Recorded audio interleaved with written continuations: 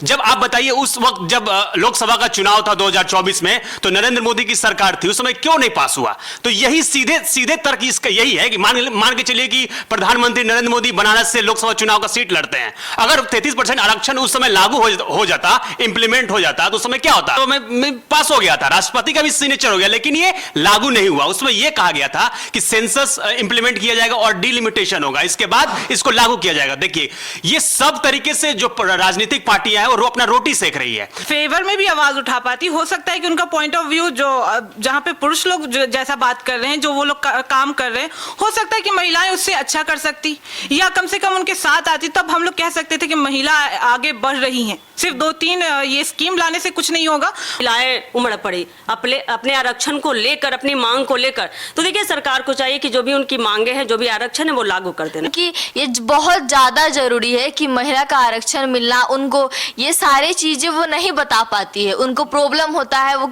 किसी भी पुरुष के सामने ये बात नहीं बता पाती है। अगर महिला रहेगी विधायक या फिर कोई भी जगह पे, तो महिला अपने महिला से मतलब एक दूसरे से बातचीत करके वो प्रॉब्लम का सोल्व करवा सकते। तो फिर भी वोट महिला इनको देंगे। नैरेटिव पैदा कर रहे हैं, वही चीज मैं कह रहा हूँ। बीजेपी एक नैरेटिव पैदा कर रही है कि देखिए महिला नहीं ऐसे समय पे ये आया है कि मतलब इससे फायदा बीजेपी का होगा, वही चीज समझे? बीजेपी एक नैरेटिव सेट कर रही है कि देखिए महिला को लोग हित में कितना काम कर रहे हैं, और जब बारी आई आपको आरक्षण देने की, तो फिर जो विपक्ष है वो किस तरीके से फिसल रहे हैं।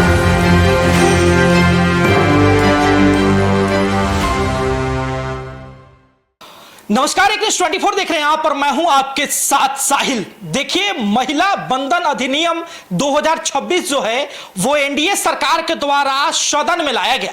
बिल पारित हुआ लेकिन पास नहीं हो पाया। आपको बता दें कि 33% आरक्षण की बात करने वाला यह बिल के फेल्योर के बाद पूरे भारत में जो है सत्ताधारी सरकार के द्वारा, सत्ताधारी महिला मोर्चा के द्वारा जो है वो प्रदर्शन किया जा रहा है। कहा जा रहा है कि महिलाओं के सशक्त बनाने के लिए इस बिल को लाया जा रहा था, विपक्ष ने महिलाओं को कमजोर कर दिया। कई तरह के बातें हैं। देखिए, हमारा भी संस्थान है, हमारे संस्थान में भी महिलाएं हैं, स्वतंत्र हैं, सशक्त है, उनसे भी बातचीत करेंगे और जानेंगे कि क्या कुछ विशेष रूप से सोचना है। हमारे साथ देखिए ब्यूटी जी बात करने के लिए है। क्या कहिएगा, जो 33% महिलाओं को जो आरक्षण देने की बात कही जा रही थी, सरकार जो बिल ला रही थी, वो बिल जो है वो सदन में फेल हो गया। अब देखिए साहिल जी, महिला आरक्षण की बात करें तो फिलहाल देखिए, एक सरकार हम लोग पे एहसान नहीं करेगी अगर इसको लागू भी कर देती है, क्योंकि ये महिलाओं का एक हक है। अब जहां तक उन लोगों को सत्ता से दूर रखा जाता है, लेकिन अब देखिए, देश को अगर बदलना है, जागरूक करना, आगे बढ़ाना है, तो महिलाओं का जो हक है, उनके हित में जो आरक्षण मिलना चाहिए, जिसकी बातें चल रही है, जिसको लेकर इतनी राजनीति हो रही है। पहली बात आते हैं, देखिए पहले आते हैं कि जिसको लेकर सत्ता विपक्ष लगातार सरकार राजनीति रोटियां सेक रहे हैं, इसी को लेकर आज भी गांधी मैदान में अपना देखिए नजर दौड़ाइए तो मतलब हजारों के तादाद में महिलाएं उमड़ पड़ी अपने आरक्षण को लेकर, अपनी मांग को लेकर। तो देखिए, सरकार को चाहिए कि जो भी उनकी मांगे हैं, जो भी आरक्षण है, वो लागू कर देना चाहिए। सरकार तो खुद बिल लेकर के आई ना। सरकार ने कहा कि हम 33% देंगे, लेकिन 2029 के वक्त देंगे। विपक्ष ने वोटिंग नहीं किया और बिल पास नहीं हुआ। लेकिन जब विपक्ष ने वोटिंग नहीं की तो विपक्ष को तो बोलने पर इसका अधिकार ही नहीं है। लेकिन विपक्ष को ही देखिएगा आप, न्यूज देखिए, पिछले इतिहास देखिए, तो विपक्षी इस पे मतलब कि पलटवार कर रही है कि अगर हम होते तो महिलाओं के लिए ये करते, महिलाओं के लिए वो करते। तो इतनी बड़ी बड़ी बातें तो नहीं करनी चाहिए। फरीदा जी, 33% आरक्षण सबसे पहले बिहार में मुख्यमंत्री नीतीश कुमार जी ने लागू किया, उसके बाद केंद्र जो है इसको अपना रही है। तो नीतीश कुमार की छाप जो है वो केंद्र तक भी है और उनकी पकड़ केंद्र तक है। क्या लगता है कि 33% ये जो आरक्षण बिल आ रहा है, इसको पास होना चाहिए था कि नहीं? बिल्कुल पास होना चाहिए था, क्योंकि जब आप बात इक्वालिटी का करते हैं तो फिर जब महिलाओं क्यों नहीं है, आखिर विधानसभा में महिलाओं को होना चाहिए, लोकसभा में महिलाओं को होना चाहिए। तो जब आप नारी के लिए इतना कुछ करते हैं, नारी सशक्तिकरण जब आपने मुद्दा उठाया हुआ है, तो महिलाओं का आरक्षण बेहद जरूरी है। क्योंकि बिना, जब तक वो लोकसभा में नहीं रहेंगी, विधानसभा में नहीं रहेंगी, औरतों की आवाज दबते जाएगी, क्योंकि वो अपना नहीं बता पाती कि उनको क्या चाहिए, क्या बदलाव चाहिए। क्योंकि हो सकता है कि नारी आएंगी तो कुछ बदलाव हो जाएगा, अच्छा ही। कैसे देखते हैं कि अगर 33% आरक्षण बिल पास होता तो क्या जो महिलाएं सांसद बनती, जो महिलाएं विधायिका बनती, वो लोग जो है महिलाओं के फेवर में आवाज उठा पाती? फेवर में भी आवाज उठा पाती। हो सकता है कि उनका पॉइंट ऑफ व्यू जो जहाँ पे पुरुष लोग जैसा बात कर रहे हैं, जो वो लोग काम कर रहे हैं, हो सकता है कि महिलाएं उससे अच्छा कर सकती, या कम से कम उनके साथ आती, तब हम लोग कह सकते थे कि महिला आगे बढ़ रही हैं। सिर्फ 2-3 ये स्कीम लाने से कुछ नहीं होगा। महिलाओं को सांसद, विधानसभा सब जगह जाना होगा, तभी जाके महिला सशक्तिकरण होगा। देखिए, तो और भी हमारे साथ बातचीत करने के लिए मौजूद हैं, हमारे सहयोगी हैं, मनीष जी हैं, अनीस जी हैं। और सबसे पहले बात करेंगे कि देखिए, नीतीश कुमार जो बिहार में सीएम रहे हैं 2 दशकों तक, नीतीश कुमार ने बहुत बार मौका दिया है। लेसी सिंह की आप बात कर लें, चाहे जो पिछली बार ट्रांसपोर्ट मिनिस्टर रही हैं शीला मंडल की आप बात कर लें, कई महिला विधायिका की, इस पर कोमल सिंह की बात कर लें, उन्होंने मौका दिया। कैसे देखते हैं मनीष जी कि नीतीश कुमार ने जो चलन चलाया, अब केंद्र उसको अपनाने की ओर देख रही थी? देखिए, नीतीश कुमार ने पहले ही आते ही सरकार में उन्होंने पंचायती राज में 50% आरक्षण महिलाओं को दिया है। इस बार 2025 में 33% अपने सरकार में आरक्षण दिए, तो इसको बढ़ाते हुए केंद्र सरकार ने भी लाना चाह रहा था कि हम भी महिलाओं को पूरे देश में 33% आरक्षण देंगे, लेकिन विपक्ष इसमें बाधा बन रही है, पार्लियामेंट में वोट नहीं कर पाई। इसके कारण मतलब ये जो 33% आरक्षण है वो नहीं पारित हो पाया।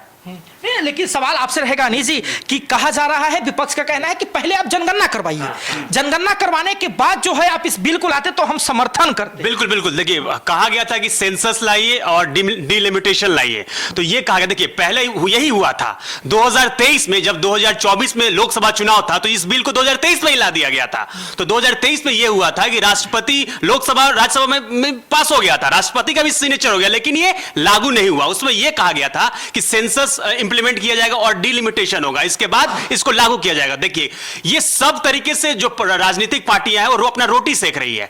जब आप बताइए, उस वक्त जब लोकसभा का चुनाव था 2024 में, तो नरेंद्र मोदी की सरकार थी, उस समय क्यों नहीं पास हुआ? तो यही सीधे तर्क इसका यही है कि मान के चलिए कि प्रधानमंत्री नरेंद्र मोदी बनारस से लोकसभा चुनाव का सीट लड़ते हैं। अगर 33% आरक्षण उस समय लागू हो जाता, इंप्लीमेंट हो जाता, तो उस समय क्या होता? नरेंद्र मोदी की सीट चली जाती, वहां पे कोई महिला आती उस जगह पे लड़ने के लिए।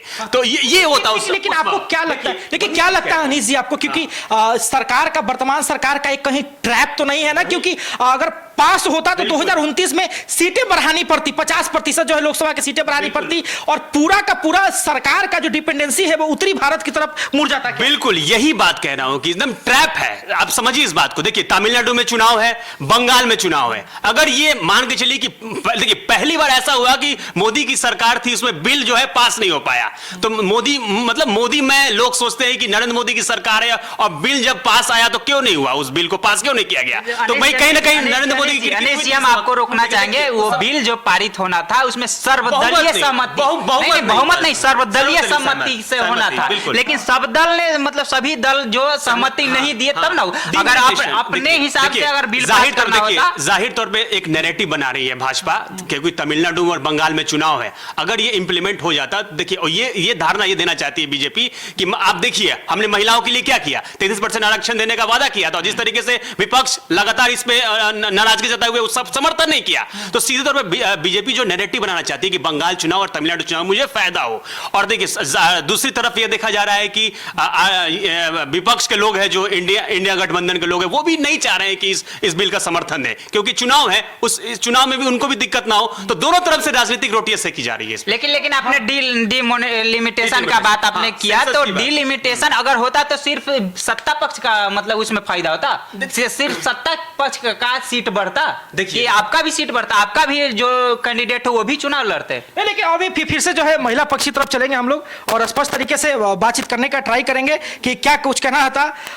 क्या कहिएगा आयुषी जी, आप क्या कहिएगा? क्योंकि देखिए, बहुत सारे जो पुरुष सांसद हैं, हो सकता है कि महिलाओं की बहुत सारी समस्याओं को उठा नहीं पाते, जैसे महिलाओं को पीरियड लीव मिलना चाहिए, महिलाओं को स्पेशल लीव मिलना चाहिए, महिलाओं को प्रेगनेंसी के दौरान 6 महीने की छुट्टी मिलनी चाहिए, और पूरी तरीके से केंद्र स्तर पर लागू। क्या लगता है, महिला अगर विधायिका सांसद रहेगी तो ये सब बातें उठेंगी केंद्र? इसमें? हाँ सर, जरूर उठेगी, क्योंकि ये बहुत ज्यादा जरूरी है कि महिला का आरक्षण मिलना। उनको ये सारी चीजें वो नहीं बता पाती है, उनको प्रॉब्लम होता है, वो किसी भी पुरुष के सामने ये बात नहीं बता पाती है। अगर महिला रहेगी विधायक या फिर कोई भी जगह पे, तो महिला अपने महिला से मतलब एक दूसरे से बातचीत करके वो प्रॉब्लम का सोल्व करवा सकती है, बता सकती है कि हाँ ऐसी ऐसी तकलीफ है।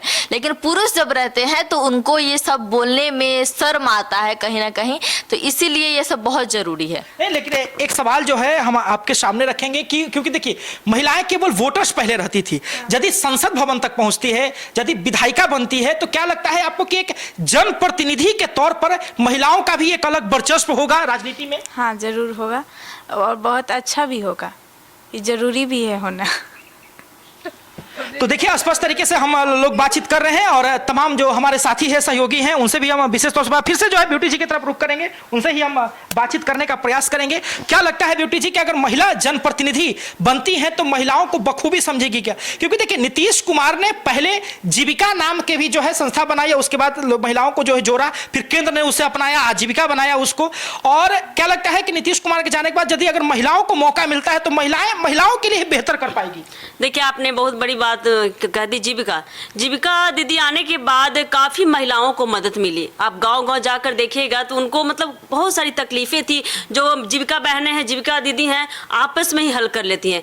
तो एक बहुत बड़ा पहल होगा अगर महिला जाती, अगर संसद में आपने बात की पीरियड की, बात की प्रेगनेंसी लीव की, तो ये बहुत बड़ा मुद्दा है, क्योंकि इस समय औरतों को चाहिए होता है 2-3 दिन के लिए रेस्ट चाहिए होता है। तो इसको लेकर भी अगर सरकार बोल रही है कि लीव नहीं दिया जाए, ये भी मुद्दा उठा था कि पीरियड लीव नहीं मिलेगा, प्रेगनेंसी लीव नहीं मिलेगा, क्योंकि मर्दों को भी इससे जोड़ा जा रहा है कि अगर औरतों को छूट मिलेगी तो मर्दों को भी मिलना चाहिए। तो ये बहुत बड़ा मुद्दा है कि देखिए अब इसको लेकर खास करके महिलाओं के लिए महिलाओं को आरक्षण इतना मिलना चाहिए। और जब भी अगर सरकार चाह रही है, जो भी चाह रही है इसको आरक्षण देने के लिए, जरूरी है कि सही वक्त पर दी जाए। एक सवाल फरीदा जी से करेंगे। फरीदा जी, लड़कियों को जो है, लड़कियों को कहा जाता है कि पहले कई प्रकार की कुप्रथाएं थी जिससे महिलाओं को सताया गया, फिर उनको शिक्षा में जो है बढ़ावा दिया गया। क्या लगता है कि महिला जनप्रतिनिधि रहेगी तो विधानसभा जैसे पटल और केंद्र की जो लोकसभा है, राज्यसभा है, वहां पर अगर महिला प्रतिनिधि रहेगी तो महिलाओं के शिक्षा व्यवस्था को लेकर के, स्वास्थ्य व्यवस्था को लेकर के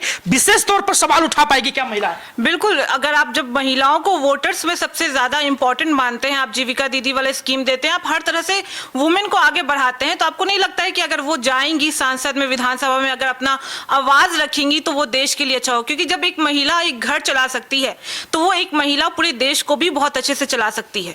तो उसके अंदर वो ताकत है, वो कर सकती है, नारी शक्ति आगे बढ़ेगा। सीधे तौर पर रुख करेंगे, अंतिम सवाल लेंगे। हमारे साथ 2 सहयोगी और हैं। क्या लगता है आपसे जो है कि विपक्ष जो है वोट ना देकर के फंस चुकी है इस ट्रैप में? बिल्कुल, देखिए विपक्ष वोट नहीं देके इस ट्रैक में बिल्कुल अच्छे तरीके से फंस चुकी है, क्योंकि देखिए कहीं ना कहीं चुनाव जो है इंडिया गठबंधन का, या देखा जाए तो बंगाल में उनको नुकसान हो सकता है, और तमिलनाडु चुनाव है उसमें भी नुकसान हो सकता है सीधे तौर पर, क्योंकि उन्होंने समर्थन नहीं दिया। और महिला लोग और एकजुट हो गई तो एकजुट का जो वोट है सीधे बीजेपी को जाएगा और इंडिया गठबंधन कहीं ना कहीं नीचे जाएगी सीधे तौर पे देखा जाए। क्या लगता है अभी जो वर्तमान में मनीष जी चुनाव हो रहे हैं 5 राज्यों में, पौंडीचेरी में हो रहा है, केरल में, बंगाल में, असम में वोटिंग हो चुका है, बड़ा प्रभाव देखने को मिलेगा? देखिए ये बिल पास होता फिर भी बीजेपी का फायदा होता, और नहीं पास हुआ फिर भी बीजेपी का फायदा होता। पूछिए कैसे? अगर पास होता तो ये बीजेपी कहती कि हमने पास करवाया, मेरे दम पे हुआ, मेरे बदौलत हुआ। नहीं पास हुआ तो ये विपक्षी पे ठेका मार देगा कि उन्होंने चाहे तो नहीं हुआ, तो फिर भी वोट महिला इनको देंगे। नैरेटिव पैदा कर रहे हैं, वही चीज मैं कह रहा हूँ। बीजेपी एक नैरेटिव पैदा कर रही है कि देखिए अब महिला नहीं, ऐसे समय पे ये आया है कि मतलब इससे फायदा बीजेपी का होगा, वही चीज मैं समझे? बीजेपी एक नैरेटिव सेट कर रही है कि देखिए महिला को लोग हित में कितना काम कर रहे हैं, और जब बारी आई आपको आरक्षण की तो फिर जो विपक्ष है वो किस तरीके से फिसल रहे हैं। विपक्ष कह रही है कि 2023 में जब आया था तो उस समय से ये सोए हुए क्यों थे? उस समय से क्यों नहीं विपक्ष बात उठा रही थी कि जल्दी करिए, जल्दी करिए, जल्दी कीजिए? देखिए कहीं ना कहीं देखिए 543 सीट है लोकसभा में, अगर इसको 850 प्लस करने का अगर बात कर रहे हैं बीजेपी, तो ठीक है, ये भी कहीं ना कहीं महिला लोग के हित में है, ये चीज है। नहीं, आरक्षण पे आइए सर, आरक्षण आरक्षण पे मैं बात करूं। आरक्षण 2023 में ये फाइनल हो गया था कि लागू होगा, लेकिन लागू नहीं हुआ। तो ये होना, उस समय से ये विपक्षी सवाल क्यों नहीं उठा रहे थे कि जल्दी कीजिए, लागू कीजिए। जब पारित हो ही गया था तो लागू करना बाकी रह गया था। बिल्कुल, देखिए, और जब जो है संसद भवन में इस बिल को जो है पारित करने के लिए लाया गया, तो देखिए आप देखकर हैरान हो जाएंगे कि जैसे ही बिल के लिए मेजॉरिटी नहीं आती है तो 7:30 बजे के करीब में भाजपा और एनडीए मोर्चा की महिलाएं जो है पैम्फलेट लेकर के संसद भवन के बाहर प्रदर्शन करने लगती हैं। यानी कि तय था कि कहीं ना कहीं सरकार को आशंका थी कि बिल आएगा और बिल फेल हो जाएगा, जिसके कारण पहले से ही जो है बैनर पैम्फलेट बना करके तैयार किए जा चुके थे कि अगर नहीं पास हो पाया तो इसके लिए हम लोग करेंगे। लेकिन आपको बता दें कि अब जो है सरकार के पास एक और मौका है विपक्ष को घेरने का कि महिलाओं के पक्ष में जो है वो विपक्ष नहीं है। और आपको बता दें कि अगर ये पास होता, आपको बता दें कि लोकसभा की सीटें भी बढ़ाने की चर्चा की जा रही है कि 50% सीटें बढ़ा करके महिला आरक्षण को कर दिया जाता। तो आपको बता दें कि जनसंख्या के तौर पर यदि परिसीमन होता तो उत्तरी भारत जो है, यूपी है, बिहार है, झारखंड है, बंगाल है, पूरी सत्ता जो है यहीं से केंद्रित हो सकती थी, यहीं से हैंडल हो सकती थी। यह भी देखना दिलचस्प होता था। लेकिन देखना अब दिलचस्प होगा कि विपक्ष क्या बाजी मार गई कि इसका खामियाजा विपक्ष को भुगतना पड़ेगा। देखते रहे सभी के लिए News 24। धन्यवाद।